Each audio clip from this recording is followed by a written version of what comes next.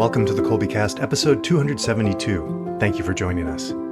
Today, Bonnie and I are joined by Dr. Chris Stroud, OB-GYN and host of the All Things Women's Health podcast.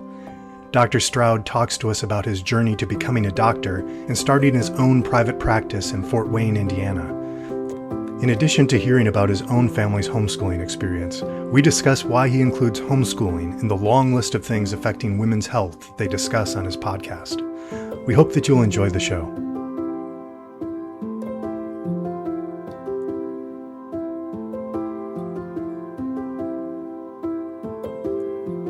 Hi there, I'm Bonnie, Colby homeschooling mom of 4 lads and lasses, liturgical musician, popcorn, and podcast fanatic. And this is Stephen, homeschooling father of 5 and director of development for Colby Academy. Hi, Stephen. How's your afternoon going? Afternoon is going really well. I'm really looking forward to our podcast today. I got so excited when I was kind of watching some of his podcasts or listening to them that I was sharing them with my wife and family. So Nice, looking forward to sharing with our listeners here. Yeah, I've been looking forward to this for a long time. As I say in my intro for every episode, I am a podcast junkie. And for a while, one of my favorite shows was Doctor Doctor, which was a production of the Catholic Medical Association and hosted by 3 doctors. We got to visit with one of those, Dr. Andrew Mullally, on episode 117, Figure Outable. And alas, Doctor Doctor is no longer in production. But the good news is that these episodes are still available. And today we get to visit with Dr. Chris Stroud, who was one of Dr. Mullally's co-hosts and who now hosts the podcast, All Things Women's Health. Hi, Dr. Stroud. Welcome to the Colbycast. Hello, thank you. It's great to be joining you this afternoon. Well, will you tell us about yourself and your background, your medical practice, the podcast you host now, such things? Sure. Yeah, it's not something I can imagine anybody would really want to hear, but you're in charge. So so I'm, as they call us, a board certified. We could probably do a podcast on what that actually means, but I'm a board certified obstetrician gynecologist. I have been now for right at 33 years. I live and practice in Fort Wayne, Indiana, in northeastern Indiana, the second largest state in Indiana. And about almost 11 years ago, I left what was perceived as the confounds of the safety of employed medical practice with a hospital system and ventured out on my own and opened the Fertility and Midwifery Care Center. My wife came out of retirement as a nurse midwife, and we made a tremendous step in faith, foolish by all worldly measures, and opened our own practice. And the rest has been sort of a crazy, crazy faith-filled roller coaster ride. 2019, we opened the Holy Family Birth Center, which is the area's only freestanding birth center. And now we have 4 physicians and 6 nurse midwives and 2 nurse practitioners and 2 physician assistants and physical therapy and occupational therapy. We have just been blessed with really incredible success and growth. But that's the short version of the story. I remember from your Doctor Doctor days hearing every once in a while a comment would come out about your homeschooling dimension of family life. So tell us about your family's homeschooling experience and any standout memories, happy or cautionary, that you have. Yeah, I think you and your listeners would agree, people find themselves homeschooling in a wide variety of ways. And this was, many years ago. This was around 2000. And my oldest son, had been in a Montessori school and had done just wonderfully, just loved it. And then 20 months behind him as a sibling, and then 20 months behind him was a daughter. And they were all in the Montessori program. In the small town that we lived in Southwest Georgia, the Montessori school only went to 1st grade. So at the end of 1st grade, we didn't know what to do. We knew we couldn't keep doing Montessori, had never dreamt, not a moment, of homeschooling. Probably looked down our noses a bit at homeschoolers. And so we put our son in this award-winning public elementary school that everyone raved about.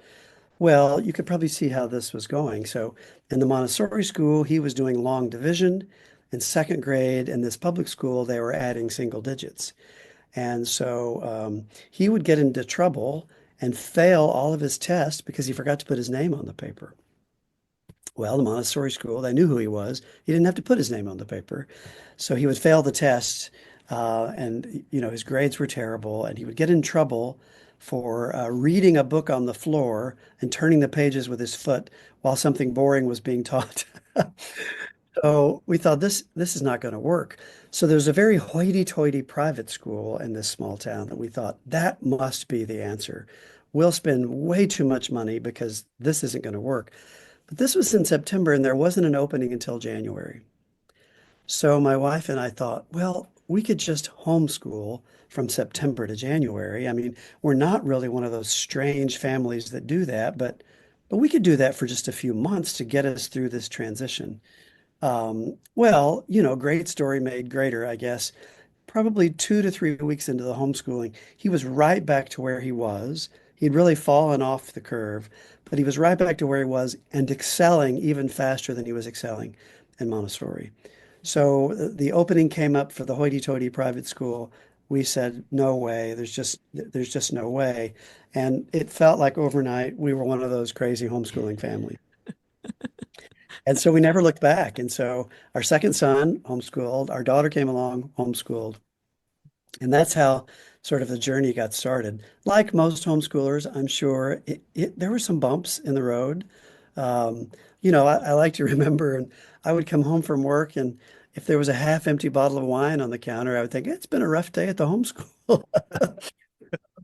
Good But indicator. that's right. Yeah, but he really excelled, and we love to tell people now as an adult, it's fun to look back, but he couldn't do math unless he was sort of standing on his head on the couch with his feet above his head. Then he was great at math, but the school system doesn't accommodate that. And we came to say, I'm sure you've heard other people say this, but we sort of developed this feeling of regular school is by girls for girls. And here we were with two boys. And it was just not, and we couldn't go back. And it ended up being about a 10, 11-year amazing journey that was terrific for our kids. We would do it again all over 10 times more. I think there are a lot of folks who can relate to your story.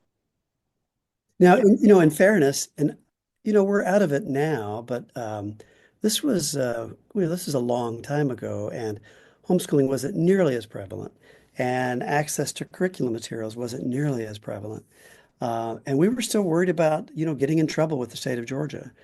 And so my wife spent a lot of energy on attendance records and test scores and, really based out of fear, not anything else, that some inspector would show up one day and we would have to prove that we're not, neglecting our children's education. I think from, at least in Indiana, I think it is a much more favorable environment than it used to be. And then I think of our friends to the west in Illinois, and it sounds like maybe not so much with some of their proposed homeschooling laws. But it was a different time then, but just as magical as it is today. Yeah.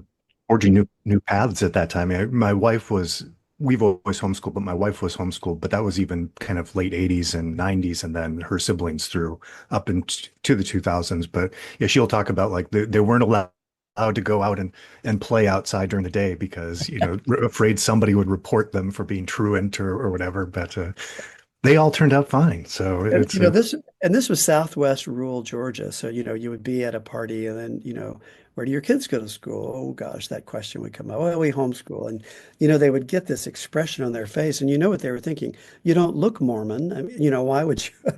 you know, Yeah. it, it it was a crazy, crazy time. Hmm. So, what drew you to the practice of medicine and the specialty of obstetrics and gynecology? Yeah, now see, you have no idea how loaded a question that is. Okay. Whoops. I know, but no fault of your own. Uh, the truth is, it doesn't sound like what you're supposed to say, and that's why I can't write a book about it. I guess is I went to medical school because I knew I couldn't get into law school. Okay. Uh, I had been a music major and could barely read words. I was really good at reading music, but could barely read words and could write even less. And actually, I failed freshman English 3 times consecutively in college. Okay. I failed introduction to freshman meteorology. Um, And I was failing American history. And I went to my music professor and said, meteorology is one thing, but failing American history, that just somehow seems wrong. And he said, I'll never forget him saying, well, do you want to be a musician or do you want to be a historian? And I thought, I don't think I want to be a historian, but I think maybe this is a mistake. And so I dropped my music scholarship at Florida State University and started searching. And I started, you know, kind of falling in love with learning, probably not unlike a lot of homeschool parents see their kids. But at the time, of course, I was, a third year in college, but had never really spent any time learning. And I really sort of fell in love with it. And I fell in love with the idea of going to law school. I had thrown myself at music. I was looking for something, I think, to throw myself at. And I got really fascinated by these people that sort of fight with words. And I thought, that's a performance. And I like performance. That's what I did. I think I'll be a lawyer. And then it occurred to me, they have an essay on the law school test, the LSAT. I thought, I don't have a chance. I could barely write. There's no way I'm going to law school. And I was working at Sears Roebuck. I might be the only person old enough to remember Sears, but Remember, yeah. I was working at Sears Roebuck in the Automotive Center, and a friend of mine said, "You should be a doctor." And I said, "Why on earth should I be a doctor? I could barely spell doctor." And he said, "Well, all you do is memorize stuff." And I said, "Memorize? I mean, I memorize 3-hour piano concertos. I think I can memorize pretty well." And he said, "Yep, that's all you got to do is memorize a bunch of stuff." And I thought, that's interesting. So I start doing a little research. This is pre-internet days. It wasn't so easy. And I found out not only do they not have an essay on the MCAT, which is the medical college aptitude test, but medical schools had interviews to get in. And I thought, wait a minute, no essay, and there's a verbal performance to get in.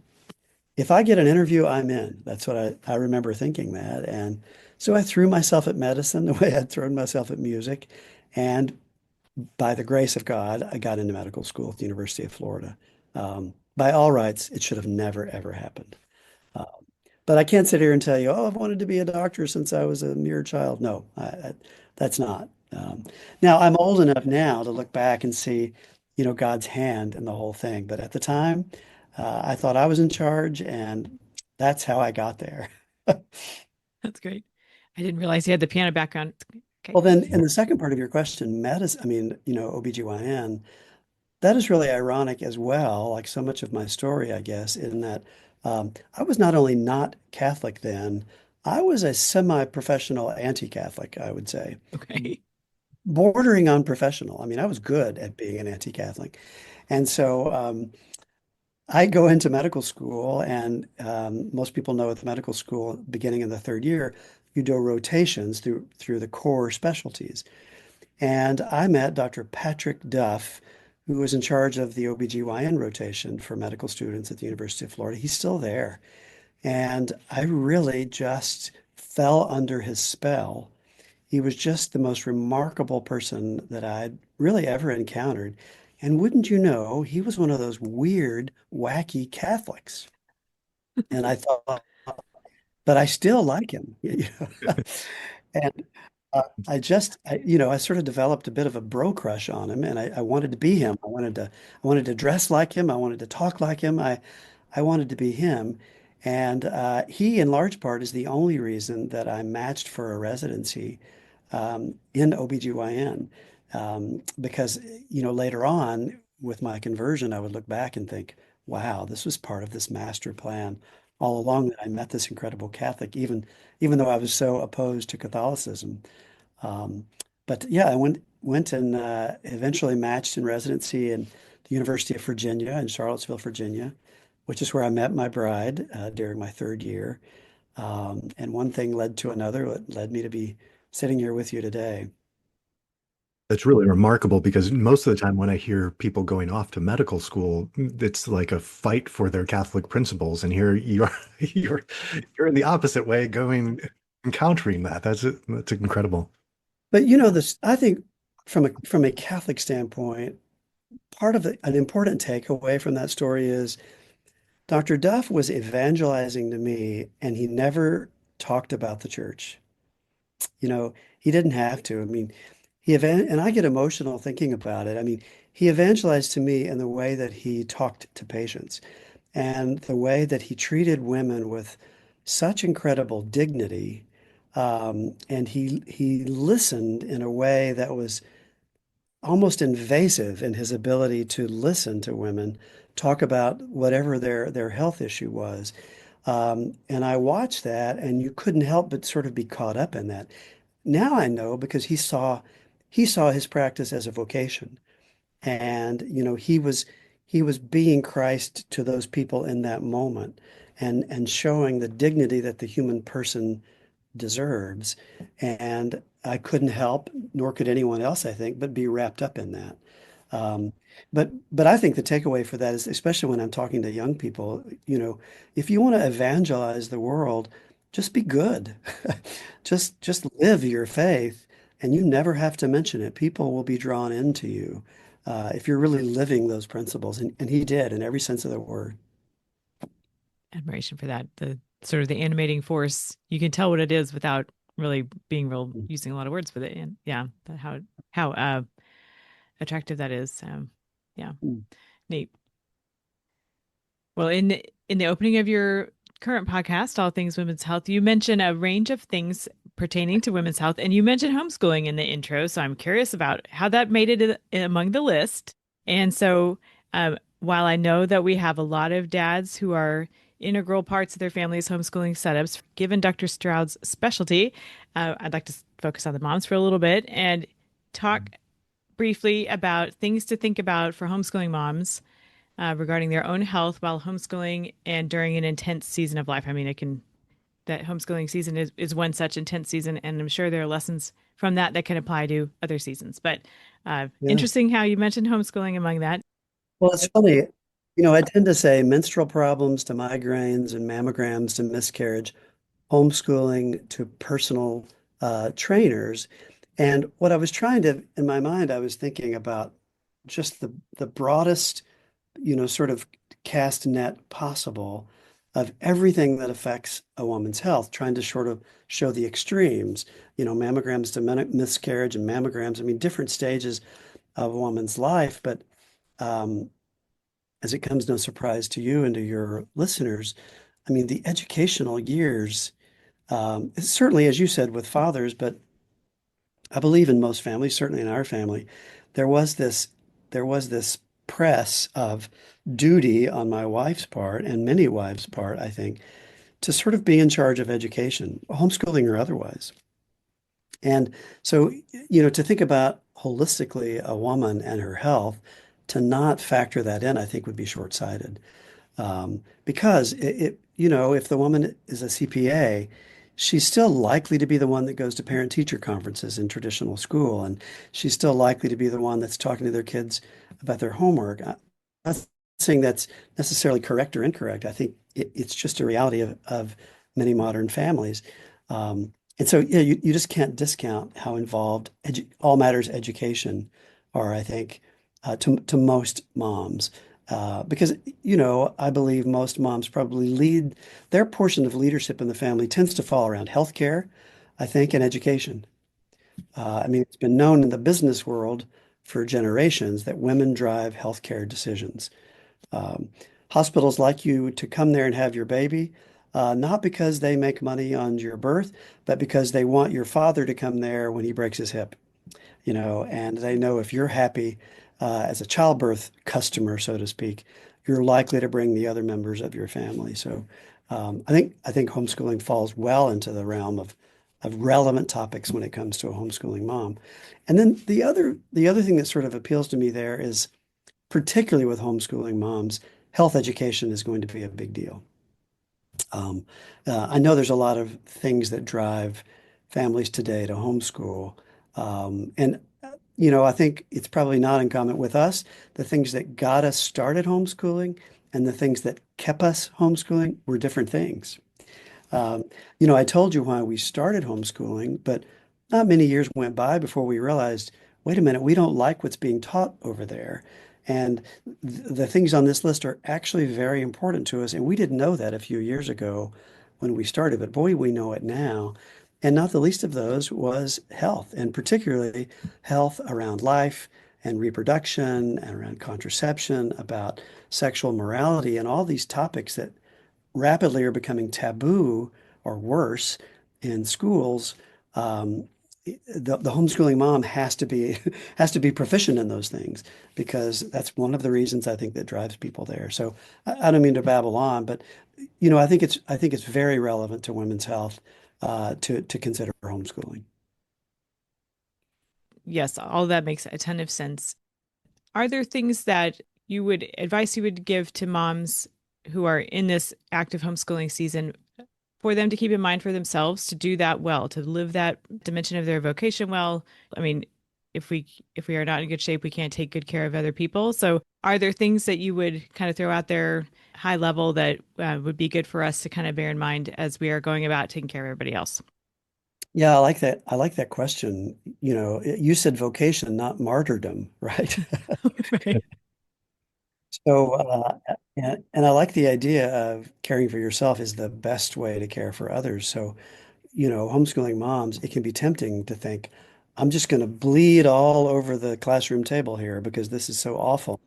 I'll neglect myself. I'll neglect everything because I'm in charge of my kids' education. But, I think you have to get away. I think physical fitness and exercise is so critical to your health. Sleep, could anything be more important than sleep? So you finally get the kids to bed, and now you're going to spend the next 2 hours, working on homeschooling things. I mean, no, I mean, you need uninterrupted, restorative sleep. You also need adult relationships, which is critical. And I think a lot of moms may be frightened out of homeschooling for fear of the potential for isolation. And I think now, maybe more so, a lot more so than when we started, there are so many amazing homeschooling groups where you really can participate in community. We lived in near Milwaukee, Wisconsin for a while, and there was just a world-class homeschool co-op that our kids could do a music class, they could do a gym class. And while it was great for the kids, it was really great for the moms because it gave them a few hours to interact with other adults, to go running, to do something other than focusing, on their children. But I would agree with you completely in the sense that you've got to focus on your health. That's got to include exercise. It's got to include restorative, healthy sleep and healthy relationships with other adults. There's a couple of things there that jumped out to me, at least because I also think there's this idea, and we have a lot of really wonderful teachers in our country, but this that we've been trained to hold in high esteem our teachers for the most part too. So I think I experience, at least at times, people saying, I can't do that. I'm not a teacher, these sorts of things. And but almost every mother that I've met can. It's a question of whether they're willing to do it, and there's exceptions to that. But yeah, and it also, when you're homeschooling, you still have the things you have to do, but you can focus some on so many different things. Like when you were talking about your own education and how, just things weren't clicking. It's like, well, when you could actually step outside and study what you wanted to study, what you were interested in, then as you were talking about, that's when things started taking off. But you think about kids going through 12th grade, they don't have a choice. It's just study this and you better like it. Or if you don't like it, you're going to have to do it anyway. So, but homeschooling gives you a little bit of that, at least where you can customize and focus more in this, like, oh, you like this. Let's spend more time over here, or let's still have to do your math when, or whatever, your English, but keeps you, yeah, a little bit Yeah. yeah. A topic that really comes to mind with me, and hopefully not with your listeners, but in the world, it could be, the acknowledgement that there are very objective differences between males and females. And I think homeschooling parents develop that sense if they didn't have it already. And boys and girls aren't the same. I mean, girls and girls aren't the same, but particularly boys and girls are not the same. And they're not the same in the way that they learn. And one of the beauties of homeschooling families, and it happened at our family after our daughter came along, watching that this boy didn't learn the same as this boy, and this boy didn't learn the same as this girl. And that was perfect. There was nothing wrong with that at all. But, sort of the one size fits all traditional school system, I think it's probably acceptable for a big swath of the bell-shaped curve. But if you're on either end of that curve, you can struggle. And that was just beautiful to watch. I can definitely see that with the boys, as you were saying. At least my experience with boys is they're wiggly and they want to move around. And if you give them time to do that, then they can focus and get a lot done quickly. But my whole experience with school is sit in that chair, be quiet, stop wiggling, stop fussing. And some of my girls, at least, were better at that. So, you start off just thinking like, oh, I'm just not good at this school thing here. This is not working for me. And that's a bad way to begin a life of learning, by thinking I'm no good at it. So, yeah. Yes. I can say anecdotally that I taught my 10-year-old became an expert in ovulation and the menstrual cycle while shooting basketballs. So What a gift, really. That's great. Okay, so is there more to say in this section about balancing the mom's own health while caring for everyone else's? No, the only thing I would add as it relates to homeschooling is it's sort of like evangelization. When you're homeschooling, you're teaching 24 hours a day, whether you're calling it teaching or not. Now, that's true of all parents, but I think it's uniquely true with homeschooling families. And so how you as a woman choose to take care of yourself, you're teaching your students a lesson about that. And so neglecting yourself, neglecting your diet, neglecting exercise and sleep and other healthy things, they're picking up on every piece of data that you lay down. And I think that probably can't be emphasized enough, that you can teach a great health class by having them watch you prepare food and watch you exercise and come along with you in those activities. That is a big motivator for me. And sometimes when I find myself questioning, like, I don't, whatever. No, this is how I handle this is going to be instructive one way or another. So how do I want that to be? Yeah, that always seems kind of self-evident to me, although I know in practice for everybody, I think this is the spirit is willing, but the flesh is weak sort of thing. Everybody, it's like, if things aren't going well, are you getting enough sleep? Are you eating well? Are you, having good social interactions, just like you were saying there? Are you doing these things? Well, no. Okay, well, let's start those things and then let's just see how things turn out before but it should be self-evident, but it's hard to do. And having the example of parents that are doing those things, I think, Yeah, it's a good solution. Yeah. And the same is true for the dads, of course. of course. Okay. So let's shift gears a little bit. And I'd love your guidance for those who might be contemplating careers similar to yours, or any of the fine folks who work alongside you in your clinic. What might you suggest for listeners or parents who have children who might be inclined toward any of the careers that are present in your office? Oh, yeah. I think sometimes a lot of people don't go into healthcare because they say, well, I don't want to be a doctor for whatever reason. And maybe now more than ever, you could have a great career and help people immensely and not have to go to medical school and be a doctor if that's not what you feel led to do. Now, at the same time I say that, I would say now maybe more than history, any other point in history, we need Catholic physicians. We desperately need Catholic physicians. I don't think I'm being melodramatic when I say American medicine it's in a crisis. It's just a disaster, and not showing signs of getting any better. At least when it comes from the sort of the culture of death and respect for life.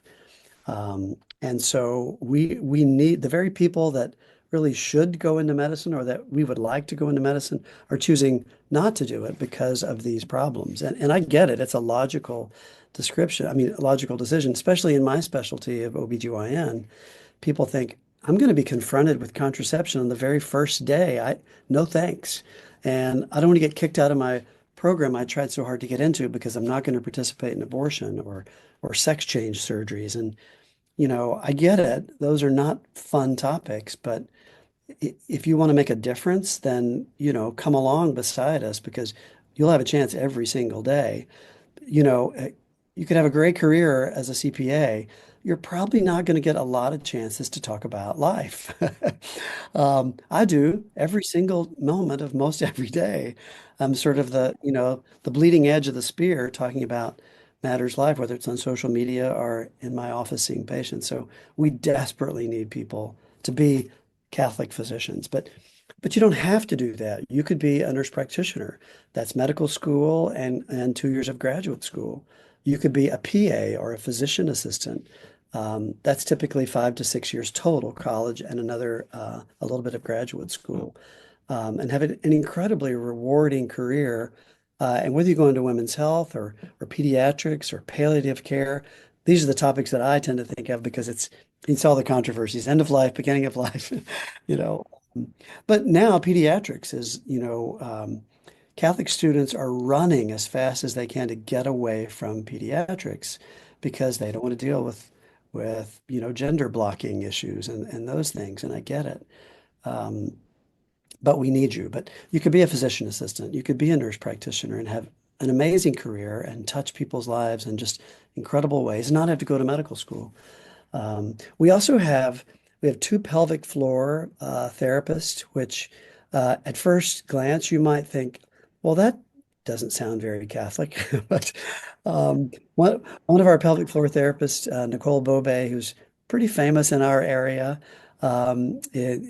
she likes to say where the mind goes, the body goes, and if there's trouble in the mind, there's going to be trouble in the body. And she'll say, you came to see me because of you're having pelvic floor problems, but in reality, you've got a childhood trauma that hasn't been dealt with. And if we don't fix that, we won't fix your pelvic floor.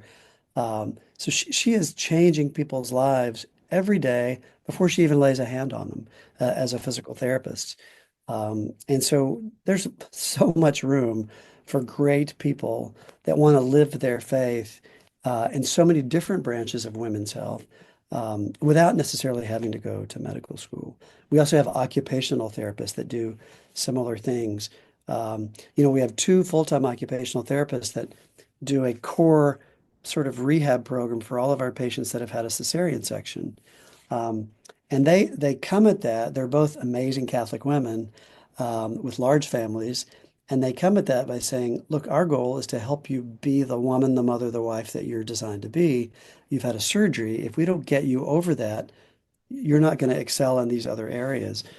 So they get to live their faith in the way that they help, women recover from surgery. So lots of opportunities, no shortage of opportunities at all. And as St. John Paul would say, famously, be not afraid. We need you. It's inspiring to see your practice, the existence of it in the first place. And hopefully this inspires similar ones in other places geographically. That would be what a tremendous blessing that would be. Yeah, we sort of had a funny story when we were opening our birth center. We put together a focus group of, just people in the community, and we were sort of surveying them on the name. And we thought, we've really sort of landed on Holy Family for a variety of reasons. But, we think birth is holy and family is holy and a family makes a baby. Um, and so we like Holy Family. What do you think? 100% no, no, no, no. You can't do that. Way too religious. You'll scare people to death. So we proceeded to name it Holy Family Birth Center. And we have three suites, and there are three of our favorite women's saints, um, Mary, Mother of God, Saint Gianna, and Saint Mary Magdalene. And the beauty of it is we evangelize through the architecture. We have plenty of Protestant patients that are reading a whole description on Saint Mary Magdalene in their in their birth room that they would have never read or thought about, how amazing she was. So there's just so many opportunities. And, if we had a life lesson at our ripe old age, my wife might not appreciate the old part. Um, it would be that every time we've stepped out in faith a little bit, we've been rewarded 100 times over for that step. And I would say it's not even a leap. At the time, it maybe felt like a leap. Homeschooling is one of those steps or leaps. But in our professional life, every time we've done that, we've been rewarded. It's been easy to have the courage to do it again and again and again, because every time it's as though God said, I like that. Do more of that, and I'll reward you. Well, I really like what you're doing. Our listeners should go onto your website and just see like how many doctors and staff you now have in your practice. So obviously this is a need and it's appreciated. It seems to be growing probably more than faster than you can keep up with, I'm sure. But I also love the podcasts that you have. As like I said, when I think I mentioned Dr. Mullally was on your podcast, as Bonnie mentioned, he's been on ours once. But you were talking about vaccinations and just going through the whole thing, hitting all the issues in a very thoughtful, here's the typical concerns, here's what the studies say. And I was thinking, if we could have had this when we were bringing our first child into the pediatrician and considering these, because you just hit every single thing. And because if you don't have a good Catholic practitioner in your area, you're kind of doing all the research on your own. And not that you shouldn't do that, but what a resource that would be able to go to your Well, podcast and well, that's catch some. flattering. Thank you. It's interesting. I think, and I alluded to this earlier, our podcast works, I think, because of our staunch independence. And today, roughly 80, some studies will say 85% of American physicians are employed by hospital systems. And I think that's a huge societal problem because of the lack of independence. And so there's some great physicians that are employed in those settings, but there's an employer-employee reality there. And so what happens if your patient's goals and desires don't match up with your employer's goals and desires? Whether that's contraception or whether that's the antibiotic of the week or whether that's the vaccine that's due. Are you going to walk away from your job over that one patient's values? Are you going to sacrifice your own values to stay in good with your employer? I mean, that's a discussion that should really never have to happen. And sadly, there's not many independent practices left. Dr. Mullally in our area is famous for his independent practice. We're one of the very few women's health independent practices in this part of our state. Um, but all over America, that's happening. Now, I think the good news is I think the pendulum may be starting to just ever so slowly move away from that a bit as physicians get more, all healthcare providers, but particularly physicians get frustrated with that. It's not just another job. It should be a calling, a vocation. And independence allows us to say whatever we want to say about the COVID vaccine or about the rubella vaccine, because we don't answer to anybody but God and, the bank. And so it's critical. And I think, again, that's why our podcast, it's been fun and it's been informative because we can say whatever we feel led to say. And I love that. It's a tremendous resource. Well, thank you. We'll do our best to keep it that way. It's interesting. I I just did, I had Father Ryan McCarthy on, and we talked about the rather complex brain death case in Georgia. And then, as most podcasters do, we have that chopped up into reels, little 30-second reels, and then put those through social media. And one of them, it said why I'm misunderstood as a pro-life OB-GYN. And I was amazed at the sort of vehement anti-life stuff that came. I mean, clearly we were on the right path because the devil said, oh, just right on us. I mean, one person typed to me, hell isn't good enough for you. Oh, goodness. Yeah, I mean, just a lot of hate. And so it would be an easy way for some people to say, well, that's the last thing I want to do. No, thank you. But at the same time, if we're not doing that, there's plenty of people on the other side of the equation that are certainly willing to do that. Somebody's got to stand up for the right side of the truth, and for life. And the media offers that opportunity to physicians, even though maybe we're small, but we can still put a message out that can reach thousands or hundreds of thousands of people. If there's a positive part about social media, I think that's it. It's certainly got its negatives, but it is a way to reach people with the truth that heretofore was really difficult to do. Well, hopefully the stir that has caused will lead more people to you to hear your message. Well, it is interesting or sad or both in that certainly much people much smarter than I have commented on this, but as a people, we've really lost the ability to disagree. Um, Whether it's Catholics and evangelicals or Democrats and Republicans, whatever group, we've lost the ability to have disagreement, fruitful disagreement. And I've had a few private message, direct message sessions with some of the kind of haters that came after me. And if I just kept going back to them with, I'm not a horrible person. You seem to think I'm a horrible person. I'm a husband. I'm a father of daughters. I'm a grandfather of granddaughters. I'm pro-woman. I'm not anti-woman. Eventually, you could start to see some of, the glacier begin to thaw. Because if we're two people, not two sets of sound bites, but, if we're two people with differing agrees, if our goal is to try to find common ground, I think more times than not, whatever we're talking about, we have more common ground than we realize. But there's certainly major forces at play in the world that do not want us to find that common ground. And we've lost that ability to say, I disagree with you, but I'd like to know more about why you feel that way. Tell me. And you don't have to insult me, but just tell me.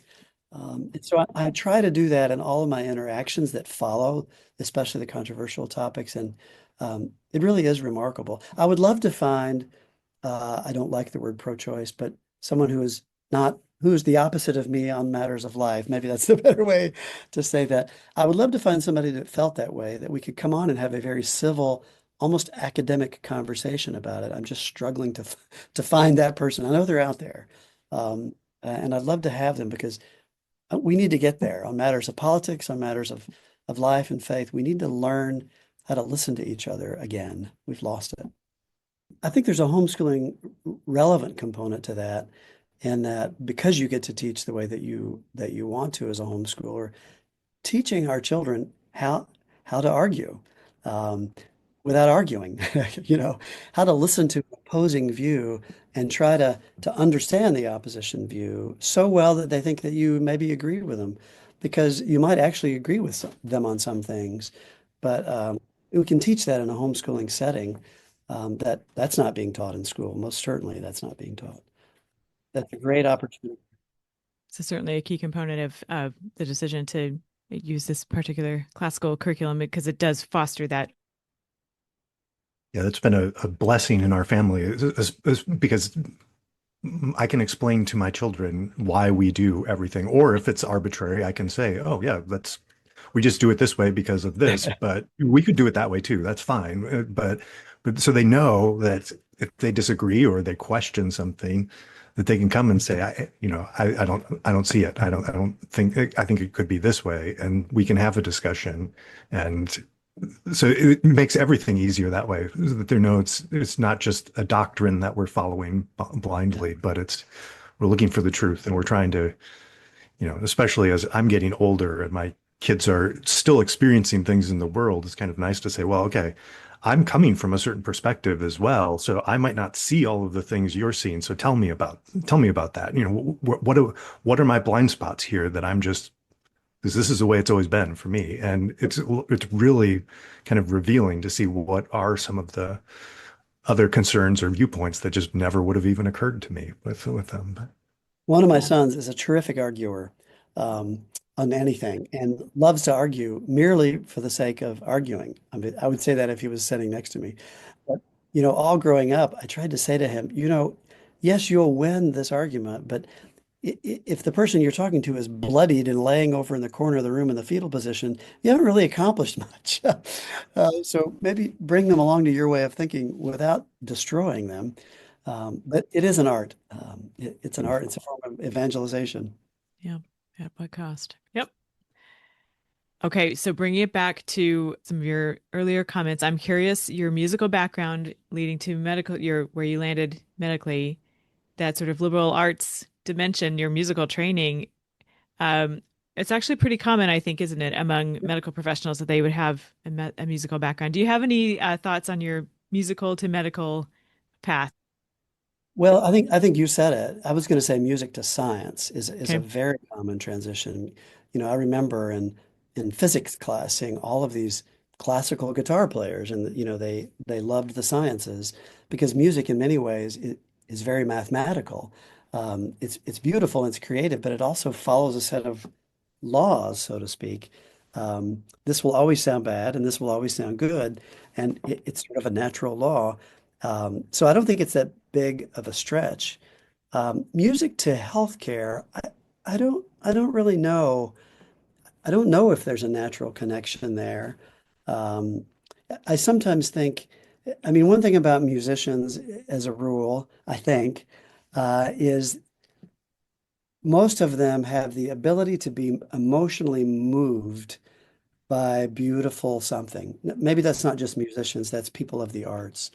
They can be emotionally moved by by the beauty of something, whether that's, whether that's a piano piece or whether that's a piece of art or sculpture.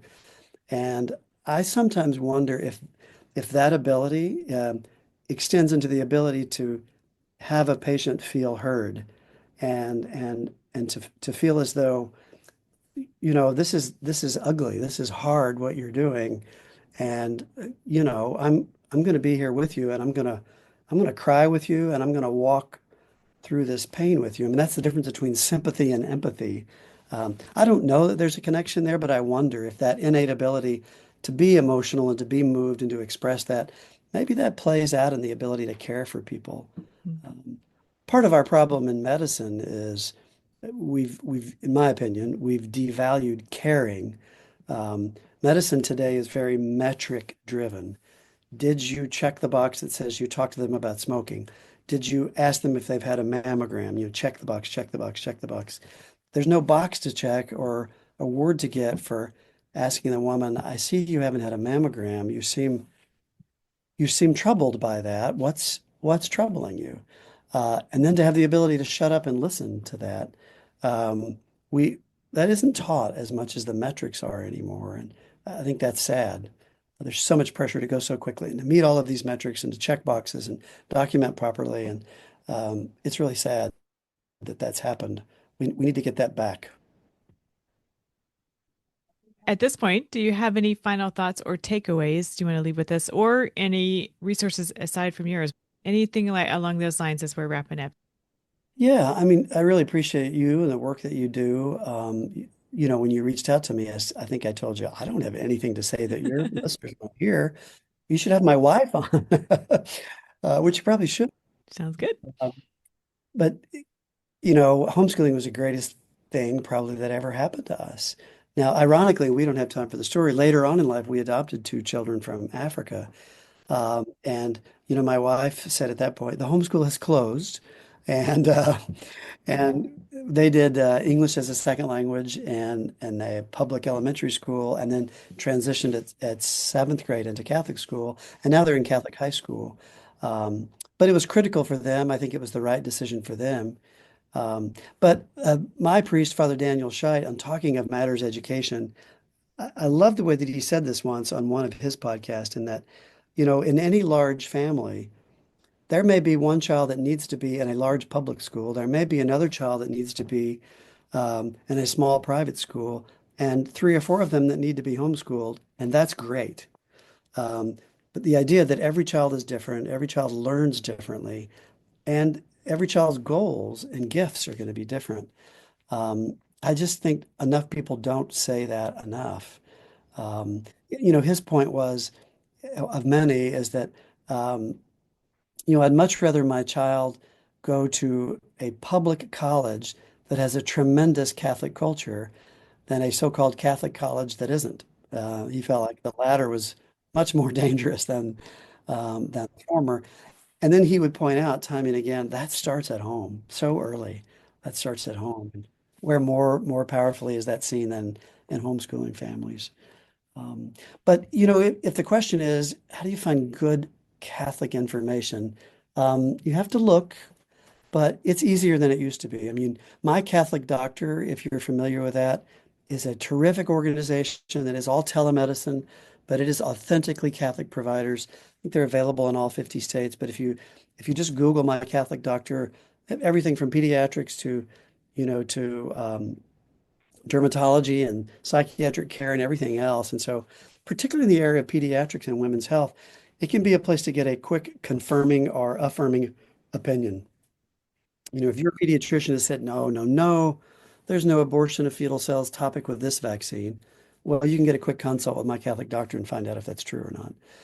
And depending on your community, that can be hard to do, but I think My Catholic Doctors really help that a lot. I can't avoid putting a plug in for the Catholic Medical Association. You don't have to be in medicine, you don't have to be in nursing, you don't have to be in healthcare at all to join the CMA. And by joining, you're supporting the Catholic Medical Association. It's an amazing organization. Maybe 2 decades ago, it was almost dead. And now it is alive and flourishing. And every year in September, there's the annual meeting of the Catholic Medical Association. And I'm not just saying this because it's your show. There'll be huge homeschooling families there. They'll do it as a retreat almost because the talks are amazing.